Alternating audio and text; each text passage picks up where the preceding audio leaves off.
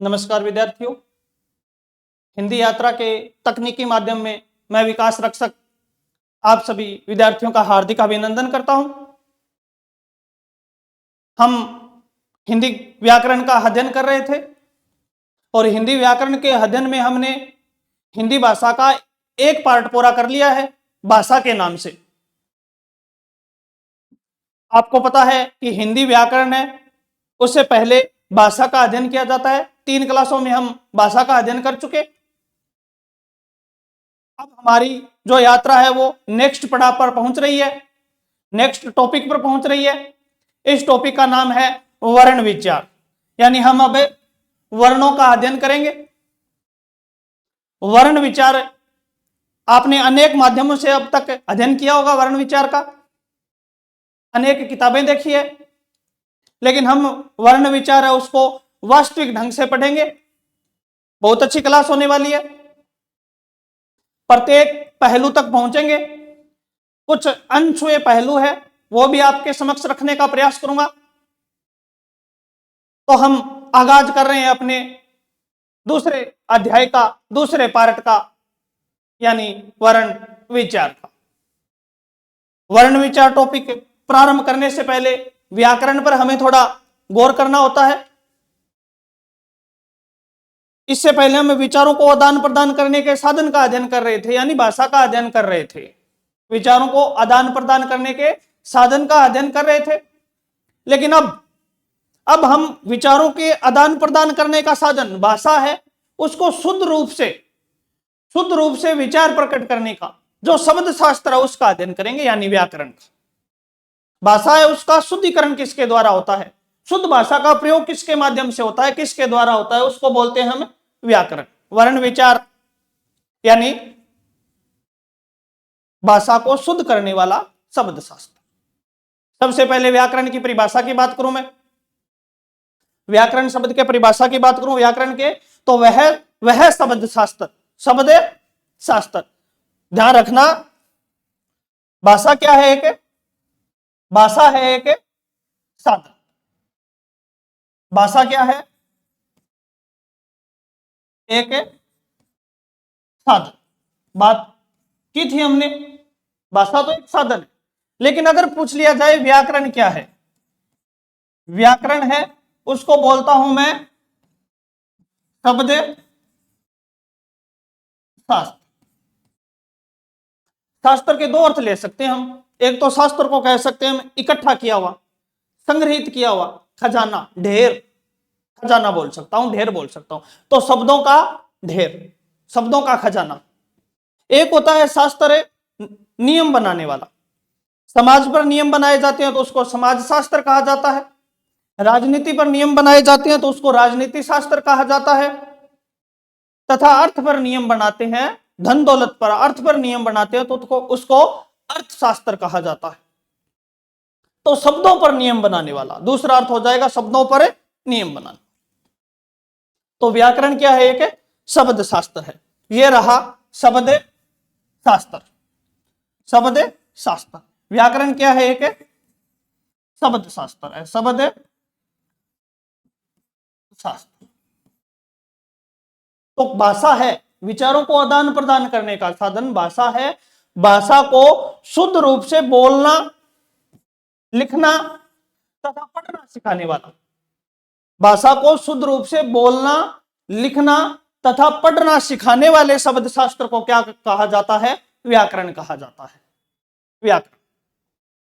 दूसरी बात है व्याकरण है, व्याकरण शब्द की उत्पत्ति वी प्लस आ प्लस करण, करण से हुई है, जिसका अर्थ होता है आकर विशेष करने वाला। देखिए किस प्रकार बात करूं अगर मैं व्याकरण शब्द की, तो व्याकरण शब्द है, व्याकरण शब्द की उत्पत्ति किससे हुई है, वी प्लस आ प्लस, वी प्लस आ प्लस करण। वी एक उपसर्ग है, आ भी उपसर्ग है और करण एक मूल शब्द है। वी आ 2 तो उपसर्ग है और करण एक मूल शब्द है, मूल शब्द। वी का अर्थ होता है, वी का अर्थ होता है विशेष, विशेष। आ का अर्थ होता है आना, जिसको बोलता हूं मैं आगमन, आगमन। और करण का अर्थ होता है, करण का करने वाला, करने वाला, जिसको मैं साधन भी बोलता हूं, साधन। कारक होते हैं, कर्ता ने कर्म को करण से, करण का अर्थ होता है साधन। तो वी का अर्थ विशेष, आ का अर्थ आना, और करण का अर्थ है करने वाला, करने वाला। अब इसका इसका शाब्दिक अर्थ हो गया आकर, आकर विशेष, विशेष करने वाला। यानी अगर कुछ आकर, आगमन होता है किसी का और आगमन होकर वो विशेष कर देता है तो व्याकरण कहलाता है। अब आगमन किसका होता है, कौन आते हैं, कोई भी शब्द है, उस शब्द से पहले उपसर्ग आकर विशेष कर देगा। कोई भी शब्द है उसके बाद प्रत्यय जुड़कर कुछ न कुछ विशेष कर देगा। शब्द के बाद शब्द जुड़ता है, समास बन जाता है, विशेष कर देते हैं। वर्ण के बाद वर्ण जुड़ता है, संधि हो जाती है, विशेष कर देते हैं। कोई भी शब्द है उसके ऊपर अनुस्वार आता है, आगे पीछे दाएं बाएं ऊपर नीचे अनेक प्रकार के विराम चिन्ह आते हैं, और विराम चिन्ह ये सारे व्याकरण का पार्ट है। तो कुछ न कुछ आते हैं, आकर विशेष कर देते हैं, उसको क्या कहते हैं, व्याकरण कहते हैं, व्याकरण कहते हैं। बात कर रहे थे हम शाब्दिक विच्छेद की, दोबारा ध्यान दीजिए, परिभाषा अलग होगी कि वह शब्द शास्त्र जो भाषा को शुद्ध रूप से बोलना लिखना पढ़ना सिखाता है उसको व्याकरण कहते हैं, ये तो परिभाषा है। फिर बात की थी हमने बात की थी शाब्दिक विच्छेद की, शाब्दिक विच्छेद की, शाब्दिक विच्छेद की बात की थी हमने। किस प्रकार बना है, किस प्रकार बना है शब्द, वी प्लस आ प्लस करण से, वी प्लस आ प्लस करण। वी का अर्थ विशेष, आ का अर्थ आना, करण का अर्थ करने। ये हो गया इसका शाब्दिक विच्छेद, अर्थात आकर विशेष करने वाला व्याकरण कहलाता है। नेक्स्ट बात देखिए, व्याकरण को भाषा का शरीर कहा जाता है। ध्यान रखना, भाषा का शरीर। अनेक 4 प्रश्न बनते हैं, मुख्यतः यहां पर 5 बन सकते हैं। दोबारा गौर कीजिए, भाषा का शरीर, भाषा का शरीर। दोबारा देखिए क्या कहना चाह रहा हूं मैं, कि एक तो होती है भाषा, इस भाषा को मैं कह सकता हूं गद्य। एक होता है काव्य, इस काव्य को मैं कह सकता हूं पद्य। जो गद्य के नियम बनाती है, गद्य के नियम बनाती है, उसको मैं बोलता हूं, आगे करवाऊंगा डिटेल से करेंगे, लेकिन एक बार मुख्य बात बताने जा रहा हूं मैं। जो गद्य का नियम बनाती है उसको व्याकरण कहते हैं, और जो पद्य के नियम बनाती है उसको छंद कहते हैं, छंद कहते हैं। ध्यान रखें, इन दोनों की एक तो हो सकती है आत्मा, एक तो क्या हो सकती है आत्मा, और एक हो सकता है इन दोनों का शरीर, शरीर, आत्मा और शरीर, आत्मा और शरीर। बात करूं अगर मैं कि गद्य की आत्मा किसे कहा जाता है, गद्य की आत्मा, तो ध्वनि है, ध्वनि, ध्वनि को क्या कहा जाता है, गद्य की आत्मा। ध्वनियां होती है, ध्वनियों को गद्य की आत्मा कहा जाता है। उसके बाद में बात करूं गद्य का शरीर, तो अभी बात कर रहे थे कौन है, व्याकरण है। व्याकरण को क्या कहा जाता है, गद्य का शरीर, गद्य का शरीर। ये तो है गद्य की आत्मा और ये है गद्य का शरीर। अब बात करूं मैं पद्य की, पद्य की आत्मा, पद्य का शरीर। तो पद्य की आत्मा है वो कहा जाता है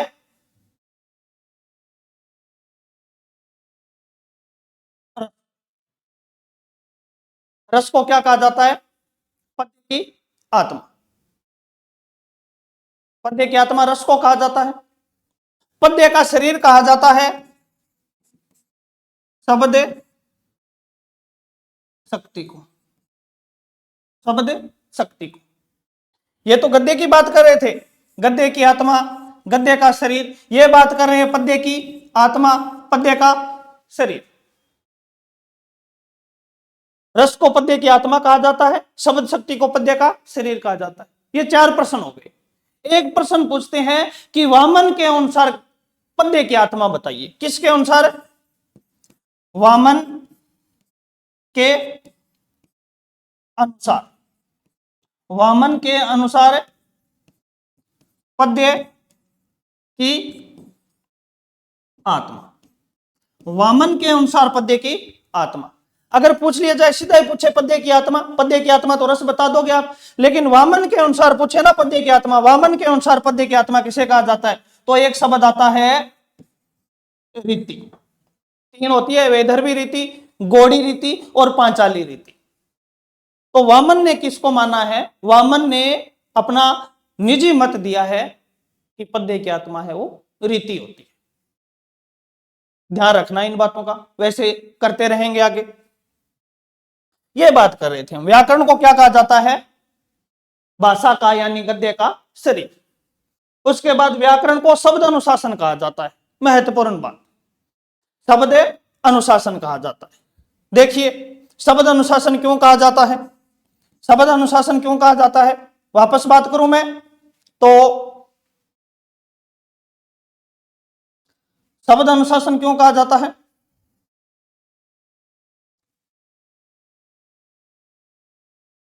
मैं 2 शब्द लिख रहा हूं आपके सामने, गौर करना। मैंने 2 शब्द लिखे हैं। एक तो मैंने शब्द लिखा है महा, एक मैंने शब्द लिखा है आत्मा। महा और आत्मा, ये 2 शब्द लिख दिए मैंने। अगर इन दोनों शब्दों को मैं एक कर दूंगा तो शब्द बनना चाहिए था महा का महा आ गया और आत्मा का आत्मा आ गया। यह शब्द बनना था महात्मा, लेकिन यह गलत है। यह बनना था महा का महा आ गया और आत्मा का आत्मा आ गया, गलत है। ये बनना था, लेकिन क्या हुआ है? नया शब्द बना है। कौन सा शब्द बना है? महात्मा। यह शुद्ध है, महात्मा। क्यों बना है? आपको पता है कि इसका आ और इसका आ, महा का आ और आत्मा का दोनों मिलकर एकाकार हो गए, यानी 2 शब्द है वो अनुशासित हो गए। और अनुशासित होकर क्या बन गया? क्या बन गया? महात्मा बन गया। महात्मा बन गया। 2 शब्द अनुशासित होकर नया शब्द बन गया। तो शब्दों को अनुशासित करने का काम करती है व्याकरण। शब्दों को अनुशासित करने का काम करती है व्याकरण। इसीलिए इसको क्या कहा जाता है? शब्दा अनुशासन। शब्दा अनुशासन। अगर कोई बच्चे 2nd ग्रेड और 1st ग्रेड से रिलेटिव हैं तो उनको एक प्रश्न और बता रहा हूं, मोस्ट इंपॉर्टेंट प्रश्न है ये। शब्द अनुशासन एक रचना भी है। शब्द अनुशासन एक रचना भी है। किसकी लिखी हुई है? तो सही उत्तर आएगा आपका हेमचंद्र। शब्द अनुशासन किसकी रचना है? हेमचंद्र की रचना है। बहुत अच्छा एक व्याकरण कोश है, डिक्शनरी बोल सकता हूं मैं, व्याकरण ग्रंथ बोल सकता हूं मैं। किसको? शब्द अनुशासन को। हेमचंद्र द्वारा रचित है। ये बेटा हमारा केवल और केवल व्याकरण शब्द पर क्लास थी। इतने ही प्रश्न बनते हैं। अर्थ क्या होता है? शाब्दिक विच्छेद कैसे होते हैं? 2 और नाम बताइए व्याकरण के। तो 2 और नाम बताओगे तो एक तो क्या है? व्याकरण का नाम है भाषा का शरीर, और दूसरा नाम क्या है? 2 नाम लिख रहे हूं मैं व्याकरण के, भाषा का शरीर। एक तो ये भी कह सकता हूं मैं व्याकरण को, मैं अगर कह दूं आज हम व्याकरण का अध्ययन करेंगे तो बराबर है, और मैं कह दूं आज हम भाषा के शरीर का अध्ययन करेंगे तो भी एक ही बात है। शब्द अनुशासन भी कह सकता हूं मैं। क्या कह सकता हूं? शब्द प्लस अनुशासन का क्या बन गया? शब्दानुशासन। शब्दानुशासन, दीर्घ संधि हो गई इसमें।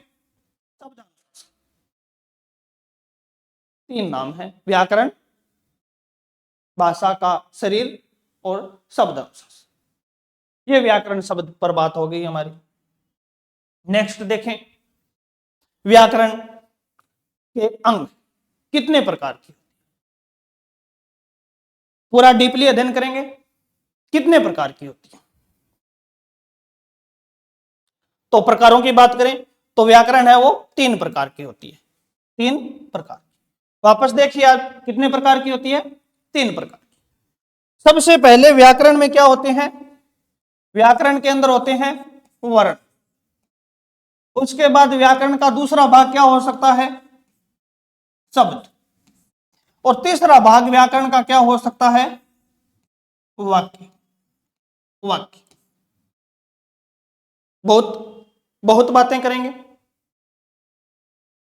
वर्ण होते हैं, शब्द होते हैं और वाक्य होते हैं।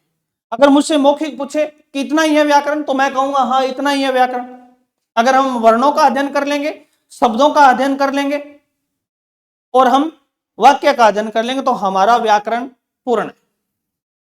वर्ण है उसमें हम स्वर और व्यंजन पढ़ते हैं। शब्दों के अंदर हम तत्सम, तद्भव, देशज, विदेशी, रूढ़, यौगिक, योग रूढ़, विकारी और अविकारी पढ़ते हैं। संज्ञा, सर्वनाम, विशेषण, क्रिया पढ़ते हैं। अव्यय पढ़ते हैं 4। विकारक पढ़ते हैं 6 होते हैं, लिंग, वचन, काल, कारक, पुरुष और वाच्य। उसके बाद संधि, समास, उपसर्ग और प्रत्यय जो शब्दांश होते हैं, शब्दों के अंश होते हैं, शब्द विचार में पढ़ते हैं। युग्म शब्द पढ़ते हैं, विलोम शब्द पढ़ते हैं, प्रायवाची शब्द, अनेकार्थक शब्द, एकार्थक शब्द, लगभग 70% भाग आता है शब्द में। फिर हम पढ़ते हैं वाक्य, सरल वाक्य, संयुक्त वाक्य, मिश्र वाक्य, और लोकोक्ति और मुहावरे भी वाक्य के अंग हैं। इतनी चीज पढ़ते हैं हम, इतनी है ग्रामर, इतनी है व्याकरण। तो 3 ही अंग होते हैं, 3 ही प्रकार बोल सकता हूं मैं, वर्ण होते हैं, शब्द होते हैं और वाक्य होता है। देखिए एक ही स्लाइड पर मैं इस पार्ट का विभाजन करने की कोशिश कर रहा हूं। उम्मीद है आप अच्छी तरह समझ पाओगे। सबसे पहली बात कर रहा हूं मैं शब्द की, शब्द की सबसे पहली बात कर रहा हूं मैं, गौर करना। पहली बात लिख रहा हूं वर्ण की, सॉरी, भाषा की सबसे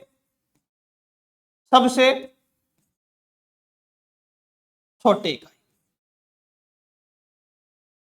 भाषा की सबसे छोटी इकाई किसको कहते हैं, वर्ण को कहते हैं। वर्ण होते हैं, आपको पता ही है, 11 तो स्वर होते हैं, 33 व्यंजन होते हैं। इनसे छोटा कुछ नहीं होता, भाषा की सबसे छोटी इकाई। पहली बात। दूसरी बात करूं अगर मैं किसकी, वर्ण की, तो वर्णों का अर्थ नहीं होता, अर्थ नहीं होता। ये दूसरी बात है, वर्णों का कोई अर्थ नहीं होता। आप बोलते हो कि ये क्या है, ख खरगोश, क्या है, ख खरगोश। ये ख खरगोश नहीं है, ये ख है। क्या है, ख। खरगोश कौन सा है, खरगोश, खरगोश ऊपर वाला है या नीचे वाला है, खरगोश नीचे वाला है। ये केवल ख है। हमें बता दिया कि ख फॉर खरगोश होता है, ख फॉर खंबा क्यों नहीं हो सकता भाई, क फॉर कबूतर होता है, कलम भी हो सकता है, कमल भी हो सकता है। तो इनका कोई अर्थ नहीं होता। नीचे वाले का तो अर्थ है खरगोश, लेकिन ऊपर वाले का कोई अर्थ नहीं है, तो इनका कोई अर्थ नहीं हो सकता। ये दूसरी बात है, अर्थ है नहीं होता। तीसरी बात करूं अगर मैं, तीसरी बात करूं तो 3 नंबर बात, इनका वियोजन यानी टुकड़े, विभाजन बोल सकता हूं, वियोजन बोल सकता हूं। वर्णों का टुकड़े नहीं होते, वियोजन नहीं होता। वर्णों का क्या नहीं होता, वियोजन नहीं होता। वर्णों का वियोजन नहीं होता, टुकड़े नहीं कर सकते। कैसे टुकड़े करूंगा मैं वर्ण लिख रहा हूं, यहां पर ए वर्ण लिख दिया मैंने, इसका टुकड़ा नहीं होगा। चलो मान लियो कि मैंने कै लिख दिया, इसका टुकड़ा हो सकता है।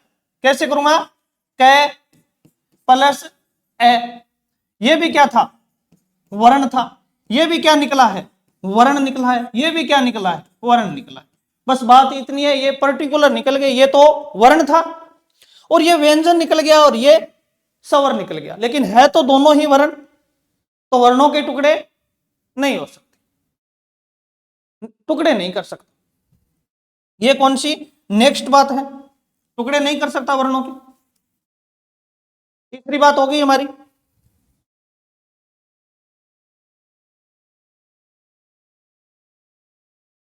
नेक्स्ट बात, वर्ण भाषा का लिखित रूप होता है। शॉर्ट में लिख रहा हूं मैं, वर्ण क्या होता है, 4 नंबर बात, वर्ण क्या होता है, वर्ण भाषा का क्या होता है, लिखित रूप होता है, लिखित रूप। अगर मैंने गौर करना, अगर मैंने लिख दिया कै, आपसे पूछ लूं कि ये क्या है, ये क्या है, तो आपको पता है कि लिखे गए हैं, तो आप बताओगे वर्ण है। वर्ण भाषा का लिखित रूप होता है, लिखित रूप होता है। और इसका, इसका किसका, वर्ण का, इसका वर्णों का मौखिक रूप क्या कहलाता है, वर्णों का मौखिक रूप, वर्ण भाषा का लिखित रूप होता है, इसका मौखिक रूप, किसका मौखिक रूप, वर्णों का मौखिक रूप, इसका मौखिक रूप है ना। वर्णों के मौखिक रूप को, वर्णों के मौखिक रूप को मैं क्या कहूंगा, ध्वनि कहूंगा, ध्वनि। वापस आओ यहां पर, ये क्या है, ये क्या है, मैंने लिखा है तो आप बोलोगे कि वर्ण है ये, और मैं लिखूं नहीं, मैं सीधा बोल रहा हूं पे, से, ई, उ, ऐ, तो आप क्या बताओगे ये क्या, ये क्या है, ये ध्वनियां है। वर्ण हमेशा ही आंखों से प्राप्त होता है। अगर आंखों से प्राप्त कर रहा हूं मैं, देखकर प्राप्त कर रहा हूं तो वर्ण है, और अगर मैंने देखा नहीं, कानों से प्राप्त किया है, तो क्या कहलाती है, ध्वनि कहलाती है। ये दोनों में अंतर है, वर्ण हमेशा ही लिखित होता है और उसी के मौखिक रूप को क्या कहते हैं, ध्वनि कहते हैं। हम बोलते भी है कि बस की ध्वनि आ रही है, गाय की आवाज आ रही है, ध्वनि आ रही है। हमने कभी कहा है क्या बस का वर्ण आ रहा है, गाय का वर्ण आ गया। मौखिक होती है वो क्या होती है, ध्वनियां होती है, और लिखित होती है वो क्या होता है, वर्ण होता है। ये 4 बातें हैं किसकी, वर्ण की, 4 बातें वर्ण की है। उसके बाद और देखिए शब्द क्या होता है, शब्द, शब्द किसको कहते हैं, वर्णों का समूह है। आमतौर पर पूछा जाता है कि वर्णों का समूह है, शब्द कहलाता है, वर्णों का समूह है, शब्द कहलाता है। हाँ ठीक है, वर्णों का समूह है, शब्द कहलाता है, लेकिन वर्ण तो अनाब शनाब हो सकते हैं। ये लिख रहा हूं मैं, वर्ण ही लिख रहा हूं मैं, देखो मैंने वर्ण ही लिखा है, ये लिख दिया,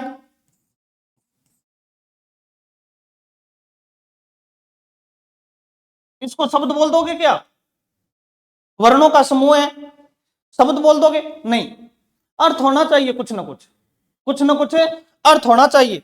तो मैं क्या लिखूंगा, क्या लिखूंगा मैं, वर्णों का, वर्णों का सार्थक समूह है, वर्णों का सार्थक समूह है। पहली बात लिख रहा हूं मैं, वर्णों का, वर्णों का सार्थक समूह है, जिसका कुछ ना कुछ अर्थ हो, वर्णों का सार्थक समूह क्या कहलाता है, शब्द कहलाता है। वर्णों का सार्थक समूह से अर्थ होना चाहिए। दूसरी बात सुनिए शब्द की, शब्द किसको कहते हैं, वर्णों के सार्थक समूह को शब्द कहते हैं, अर्थ होना चाहिए। दूसरी बात, वर्ण भाषा की छोटी इकाई होता है, वर्ण भाषा की सबसे छोटी इकाई होता है,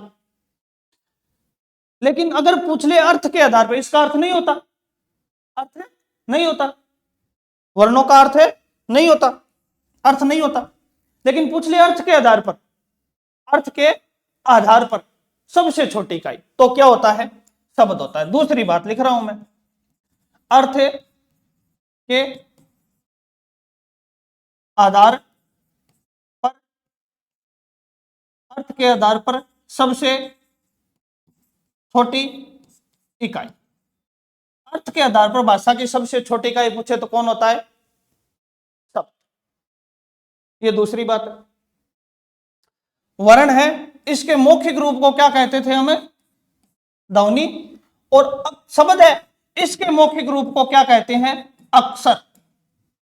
यानी अगर वर्ण है उसको लिख दिया जाए तो वर्ण है, और अगर वर्णों को केवल बोल दिया जाए तो क्या है? ध्वनि है। उसी प्रकार अगर शब्द को लिख दिया जाए, राम, राम, श्याम,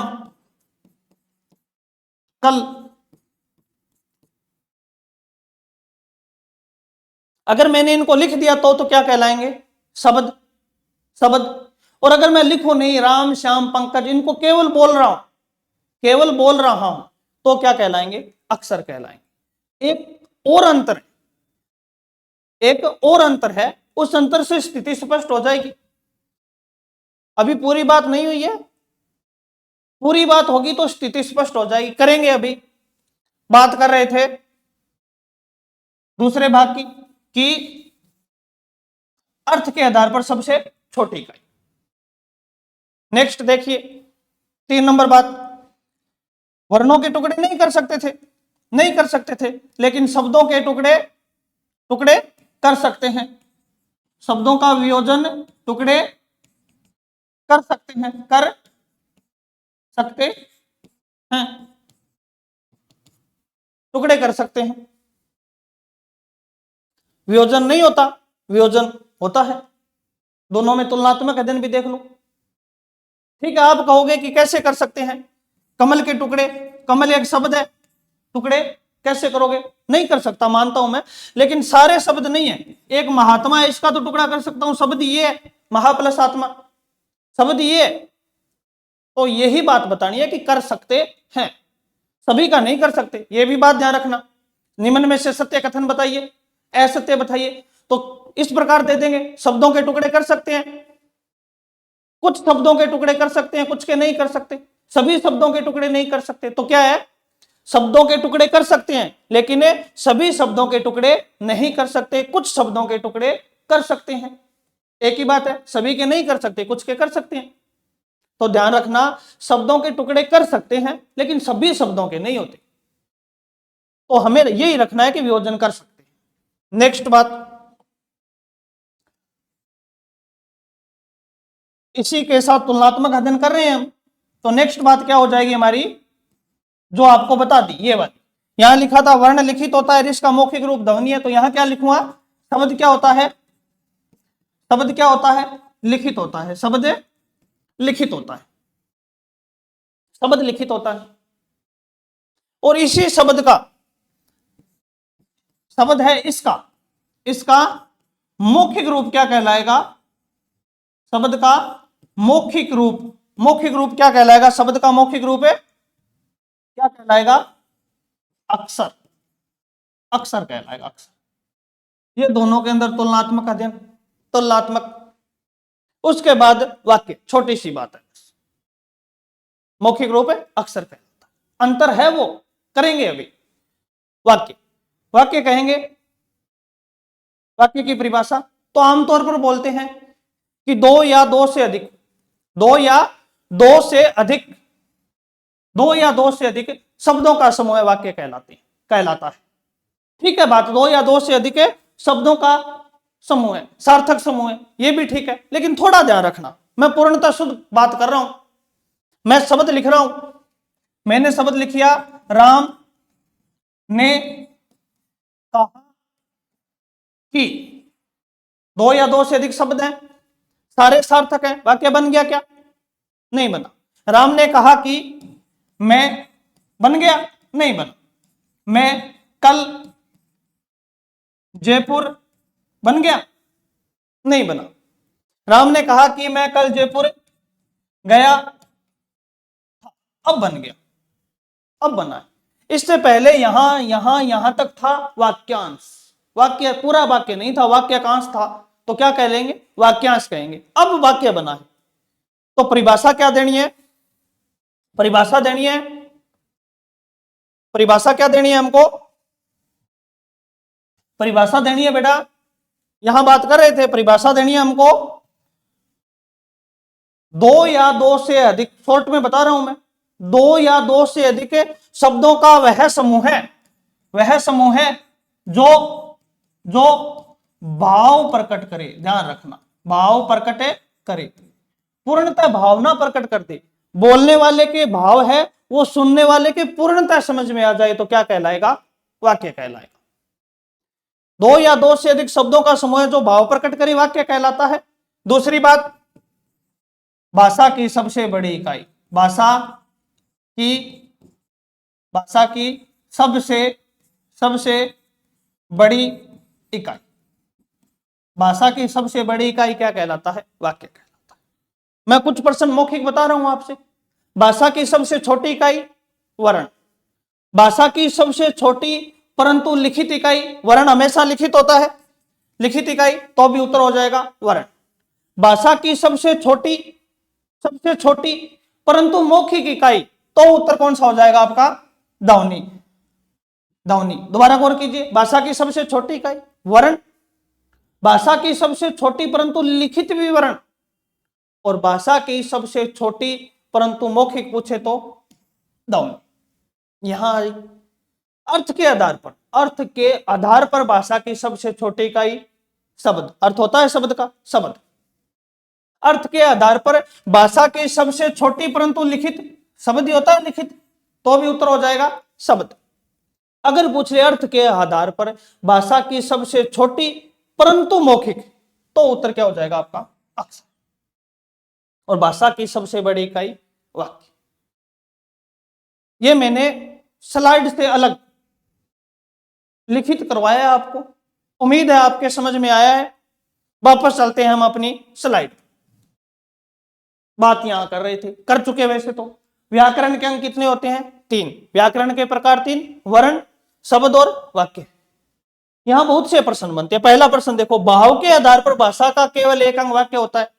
भावना प्रकट करने वाला मैंने बताया था, अभी बात की थी मैंने, क्या बात की थी? भाव प्रकट करे वो वाक्य कहलाता है। भाव के आधार पर पूछ ले, व्याकरण 3 प्रकार की होती है, लेकिन भाव के आधार पर पूछ ले तो एक ही प्रकार की होती है। कौन सी? ये दोनों भाव प्रकट नहीं करते। कमल है, कमल शब्द तो है कमल, लेकिन आपको क्या पता चला कमल आदमी है या पुष्प है? भाव प्रकट। मैंने कह दिया कमल घर गया तो पता चला है आदमी है, और मैंने कह दिया कमल खिल गया तो पता चला है क्या है? पुष्प है।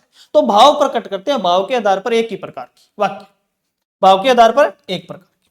पहली बात, भाव के आधार पर भाषा का केवल एक अंग होता है वाक्य। दूसरी बात देखिए, अगर आपसे पूछ ले अर्थ के आधार पर भाषा के कितने प्रकार होते हैं, तो पता है आपको वर्ण का अर्थ नहीं होता। हमने अभी बात की थी, वर्ण का अर्थ है नहीं होता, वर्णों का अर्थ नहीं होता।